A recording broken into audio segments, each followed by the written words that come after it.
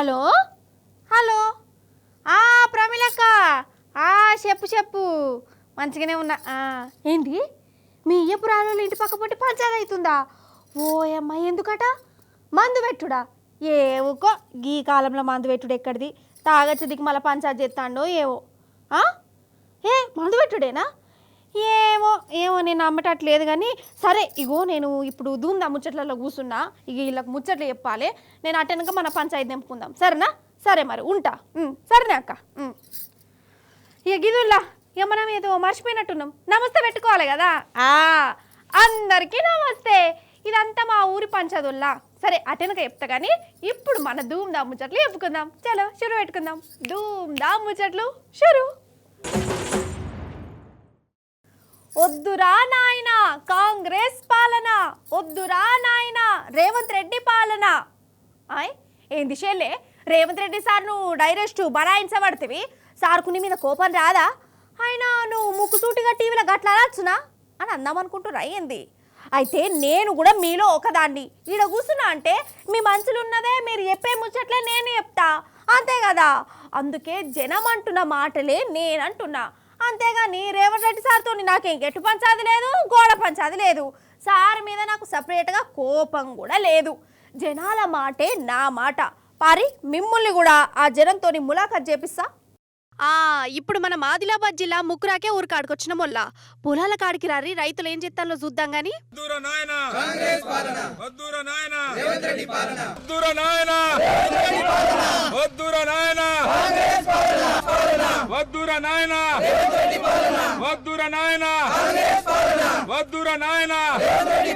రైతు భరోసా, రైతు రుణమాఫీ, ఇన్నరా చూసిరా?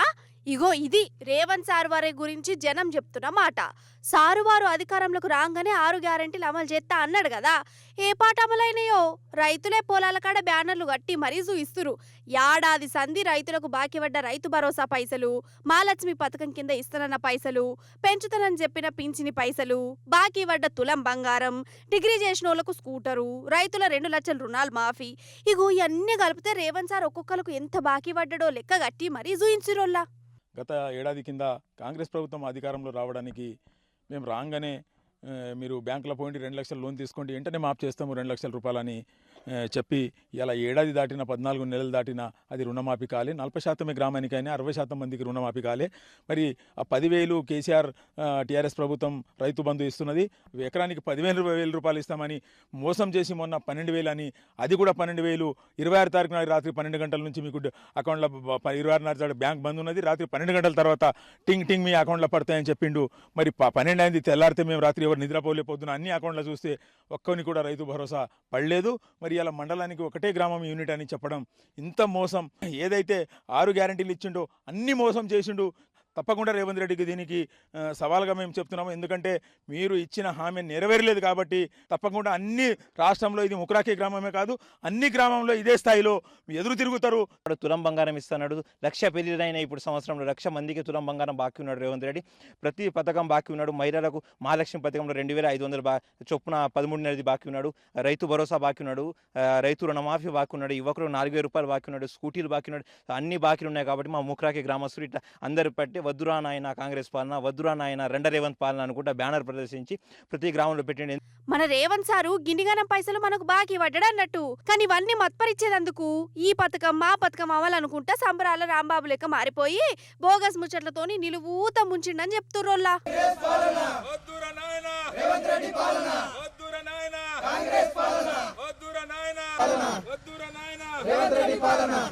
నిజంగా కొందరు ఎట్లుంటారంటే వామ్మో అసలు అది నాలుకనా లేకుంటే ఇంకేమన్నా అనిపిస్తుంది. అప్పటికప్పుడు ఒక ముచ్చట చెప్తారు, మహిళ మాట మారుస్తారు. ఎదురుగుండటోళ్ళకు కరెంట్ చాడు కొట్టినట్టు అవుతుంది. అదేంది నువ్వు అప్పుడు అట్లా అన్నావు కదా, ఇప్పుడు గిట్లా అంటున్నావేంది అంటే గట్లు ఎప్పుడన్నా ఇప్పుడే అంటున్నా. అయినా నా ఇష్టము, అప్పుడు అట్లా అన్నా ఇప్పుడు ఇట్లా అంట. అదే ఇదే దానికి దీనికి ఏంది లింకు? ఇప్పుడేంది మరి? ఇట్లా ఉల్టా దబాయిస్తుంటారు. నిజంగా అట్లా పూటకో మాట మార్చేటోళ్ళతో అయితే నాకు అస్సలు వశపడదు కాదోళ్ళ. ఉల్టా మనల్ని కన్ఫ్యూజన్లో పడేస్తుంటారు కదా. ఇట్లా మాటలు మార్చి కన్ఫ్యూజ్ చేసేటోళ్ళు మీకు ఎవరైనా ఎరుకున్న వాళ్ళు ఉన్నారా అనోళ్ళ? అయితే కొందరు పూట పూట కన్నా మాట మారుస్తారు. కానీ మన రేవంత్ సార్ మాత్రం పాపం అట్లా కాదుల్లా. సారు పూటకో మాట అస్సలు మారవాడు, కాకపోతే పావు గంటకో మాట మారుస్తాడు. గట్లనే అనిపించింది నాకైతే. గవాయి కావాలనా ఇనురు మీరే. నిజంగా అప్పటికప్పుడే మాట మార్చుట్లా రేవంత్ సార్ గ్రేటోల్లా. ఈ విషయంలో తారీఫ్ చేయవలసిందే సార్ను. అంతెందుకు 26 జనవరి నాడు నారాయణపేట జిల్లా చంద్రవంచన స్కీముల ఓపెనింగ్ పేరంటం పెట్ట కదా. ఇక సారు రైతు భరోసా పైసల గురించి ఫస్ట్ ఏమన్నాడంటే, దాదాపుగా 70 లక్షల మంది రైతులకు కొడంగల్ శాసనసభ నియోజకవర్గం చంద్రవంచ నుంచి ఈరోజు ఆ కార్యక్రమాన్ని ప్రారంభించుకున్నాం. ఈరోజు జనవరి 26 బ్యాంకులకు హాలిడే ఉన్నది. రాత్రి 12 గంటల తర్వాత ప్రతి రైతుకు, రాష్ట్రంలో ఉన్న వ్యవసాయ భూమి ఉన్న ప్రతి రైతుకు రాత్రి 12 గంటల తర్వాత ప్రతి ఎకరాకు 6,000 రూపాయలతోని మీ ఖాతాల్లో మీ నగదు టకీమని పడే విధంగా ఈరోజు కార్యక్రమాన్ని తీసుకున్నాం అన్నాడా. అర్ధరాత్రి 12కి టకీమని పడితే అని అన్నాడు కదా. పాపం చాలా మంది నిద్ర కూడా పోలే మెసేజ్ చూసుకుందామని. ఇగో ఈ రైతులైతే ఫోన్లు పట్టుకొని కళ్ళు కాయలైతట చూసిరు. అయితే పావు గంట అయిపోయినాక ఇదే ఊరు, ఇదే సభ, ఇదే స్పీచ్లా అదే మైకు ముంగట సారు వారు ఎట్లా మాట మార్చిండంటే, రైతు భరోసా కార్యక్రమాన్ని రాష్ట్రంలో ఉన్న రైతాంగానికి వ్యవసాయ యోగ్యమైన భూములకు దాదాపుగా మార్చి 31 తారీఖు లోపల 10,000 కోట్ల రూపాయలు పేద రైతుల ఖాతాలో నిధులు వేసి 10,000 కోట్ల రూపాయలు రైతులకు ఇచ్చే బాధ్యత ఈరోజు కాంగ్రెస్ పార్టీ తీసుకుంటుంది. అదేవిధంగా ఇందిరమ్మ ఆత్మీయ భరోసా, భూమి లేని నిరుపేదలకు ప్రతి పేదవాడి కుటుంబానికి సంవత్సరానికి 12,000, మొదటి విడతగా దాదాపుగా 10 లక్షల కుటుంబాలకు 6,000 చొప్పున మార్చి 31 తారీఖు లోపల మీ ఖాతాలో వేసే బాధ్యత ఈరోజు ఈ ప్రభుత్వం తీసుకుంటుంది. అగనట మార్చి 31 తారీఖు లోపు రైతుల ఖాతాల పెట్టుబడి పైసలు జమ చేస్తా అన్నాడా. పావు గంట ముందేమో అర్ధరాత్రి 12 దాటుడుతోనే పడతాయి అన్నాడు. ఇప్పుడు మార్చి 31 లోపట గంతమంది ముంగట అప్పటికప్పుడే గిట్ల 2 ముచ్చట్లు ఎప్పుడు ఈ భూలోకంలో ఇవలతో నన్ను అవుతుందా? మరి ఈ సారు గ్రేటేనా కాదా? ఇక ఇంకో దిక్కు ఈ రైతు భరోసా మీదనే ఈ షైపాటి ఎమ్మెల్యే కోమటిరెడ్డి రాజగోపాల్ రెడ్డి సారు ఒక మీటింగ్లో ఏమన్నాడో అది కూడా వినాలి మీరు. రైతు బంధు మీకు తెలుసు, రైతు భరోసా పేరు మార్చింది. రైతు భరోసా కూడా గవర్నమెంట్ రాగానే ఎమ్మటే ఇచ్చిందా? ఎంత ఇచ్చారు? 5,000 ఇచ్చినప్పుడు మన కాంగ్రెస్ వచ్చిన ఇచ్చిండ్రు. మధ్యన మాత్రం ఒకసారి డుంకి కొట్టింది. ఒకటే తిడుతున్నారు జనం, ఊళ్ళో పోతే ఒకటే తిడుతున్నారు. కేసీఆర్ బాగుండేది ఇస్తారు కాంగ్రెస్ అన్నారా? గిట్లా అంటురట జనాలు. కేసీఆర్ సారే వాళ్ళకు పైసలు ఇచ్చిండు, ఇప్పుడు కాంగ్రెస్ వాళ్ళను మాత్రం ఊర్లలో పొట్టు తిడుతుర్రు అని చిన్న కోమటిరెడ్డి సారు ఉన్న ముచ్చటగా అక్కేసిండు. పాపం ఈ గ్యారెంటీల మీద జనం నిలదీస్తుంటే ఎంత దినం ఎంత అవస్థ పడుతుండో. మార్పు అనుకుంటే అధికారంలోకి వచ్చిన షేయి పార్టీలా ఇప్పుడు సొంత పార్టీ లీడర్లనే అసలైన మార్పు వస్తుంది పోర్రి. అటు ప్రయాగ్రాజ్ కాడ మహా కుంభమేళ నడుస్తుంది కదా. 144 ఏళ్ల తర్వాత వచ్చిన కుంభమేళ నాయే. ఇక చూసుకోరి జనాలు, ఉష్క పోతే రాలనంత జనం, నేల ఈనిందా అని అంటారు చూడు. అగో ఆ మాటలకు మహాకుంభమేళ బర్రాబ్బర్ సెట్ అవుతుందిలా. రోజుకు 1 కోటి మందికి తక్కువ కాకుండా వస్తురు. గంగల పుణ్యతానాలు చేస్తాండ్లు. పరి మనం ఇప్పుడు ఆ కుంభమేళ కాడికే పోయి అక్కడి ముచ్చట్లు షార్ట్ కట్ల ఎప్పుకొని గంగా యమున సరస్వతి నదులకు మొక్కి మళ్ళా జప్పునేటద్దాం. ఇక చూడూరి కుంభమేళ ఎట్లా నడుస్తుందో. గిదేం కథరో చూస్తాటనేమో పాలపుంత లెక్కున్నది, ఇల్లేమో కుంభమేళ అంటున్నది కన్ఫ్యూజ్ అయ్యారు. కాకురి నీళ్ళ మీదకి వెళ్ళి చూస్తేనేమో కుంభమేళ ఇట్లా కనబడుతుందా? అదే అంతరిక్షం నుంచి చూస్తే ఇట్లా కనబడుతుంది. మొగుల మీద ఉన్న నాసా వ్యోమగామి అంతరిక్షం నుంచి మన కుంభమేళాను ఫోటో తీసిండు. అర్ధరాత్రి పూట కుంభమేళ ఎట్లా వెలిగిపోతుందో చూడరు అనుకుంటా మురిసిపోయి ఫోటోలు పెట్టిండు.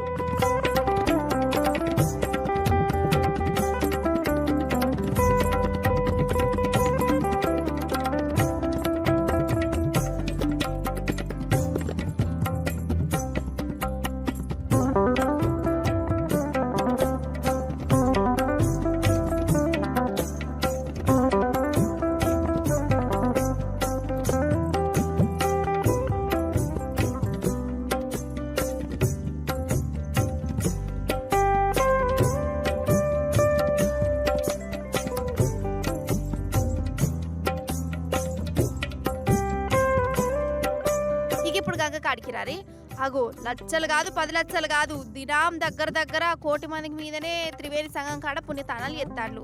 మన దునియాలనే జరుగుతున్న పెద్ద కుంభమేళ ఇదేనాయే.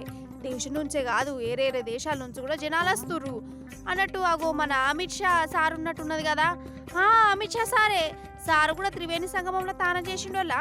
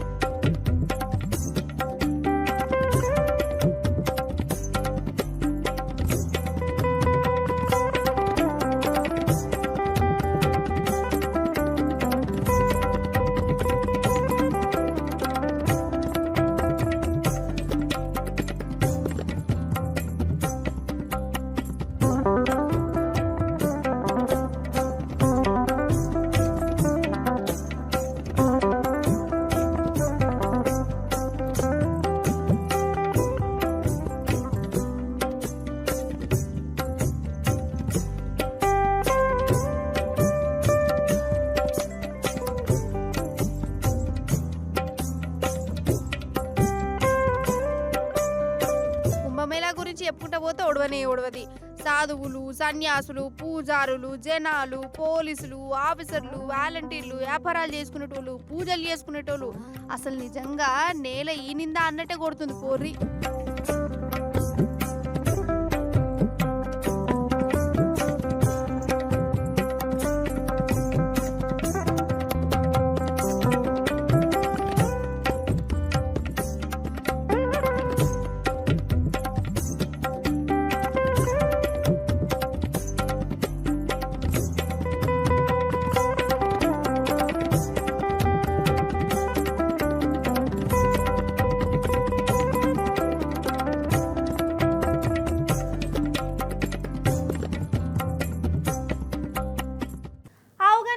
సాఫ్ట్వేర్ ఇంజనీర్లు అంటే వాళ్ళకేంది మహారాజులు. చిన్న వయసులోనే లక్షలు జీతాలు, వారంలో 2 రోజులు సెలవులల్లో ఎంజాయ్మెంట్లు, కార్లల్లో తిరుగుతారు, పైసలు రంది ఉండనే ఉండదు, మంచి సంబంధాలు వస్తాయి, పెద్ద ఇండ్లల్లో ఉంటారు అని అనుకుంటాం కదా. అందుకే కాదు పెళ్లి సంబంధాల కాడ కూడా పిల్లగాడు ఎసోంటోడైనా మంచిదే, ఎట్లున్నా మంచిదే, సాఫ్ట్వేర్ అయితే చాలు. హైదరాబాదుల్లో బెంగళూరులను కొలువు చేస్తే చాలు, లక్షలు కట్నం ఇస్తాం, భూములు జాగాలు రాసిస్తాం అనుకునేటోళ్ళు కూడా ఉంటారు వాళ్ళ. కానీ అందరు సాఫ్ట్వేర్ ఇంజనీర్ల బతుకులు ఒక్క తీర్లనే ఉంటాయి. అందరూ కూడా శుద్ధపుసులు కానే కాదు, వాళ్ళ కథ కూడా అలాగే ఉంటుంది. అసోంటి సాఫ్ట్వేర్ పిల్లగాడు ఏం చేస్తాడో ఎరికేనా? చూడరు మీరేగా. ఈడ బండి మీద ఉన్నోడు సాఫ్ట్వేర్ ఇంజనీరు. అయ్యో వాడు వీడు అంటురేంది, చూస్తుంటే ఎంత శుద్ధపుసలు ఎక్కున్నాడు, కండ్లద్దాలు కూడా పెట్టిండు. అసలు నోట్ల 4 ఉన్నదో లేదో అనిపిస్తుంది కదా. అయితే ఈ మహాన్ బావుని బ్యాగ్ చెకింగ్ చేద్దాం. అండ్లే ఉంటుంది, కంప్యూటర్ ల్యాప్టాప్ ఉంటుంది అనుకుంటాం మనం, కానీ చూడుగా ఏమెళ్ళిందో.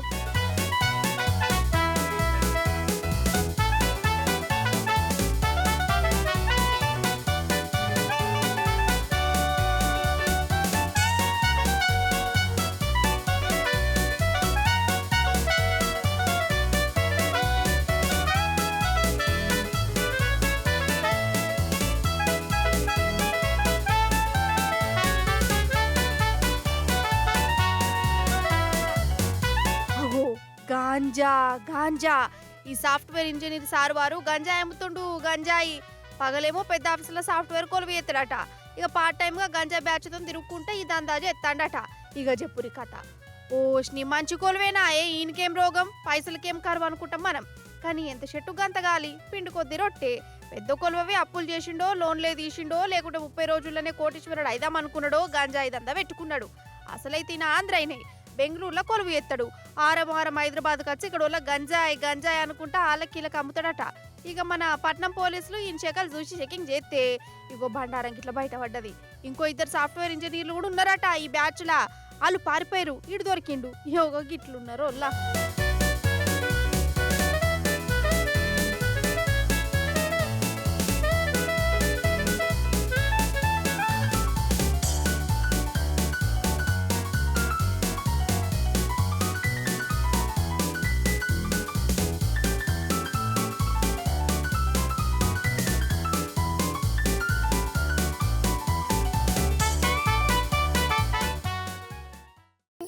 గ్యాల్టీ ధూమ్దా ముచ్చట్లు మంచిగా ఉన్నాయి కదా, మస్తుగా చెప్పినాదా. మళ్ళీ వచ్చినప్పుడు ఇంకిన్ని మంచి ముచ్చట్లు పట్టుకొస్తా. అప్పటిదాకా ఏం చేస్తారు, చూస్తూనే ఉండాలి T news. Tata, bye bye, నమస్తే.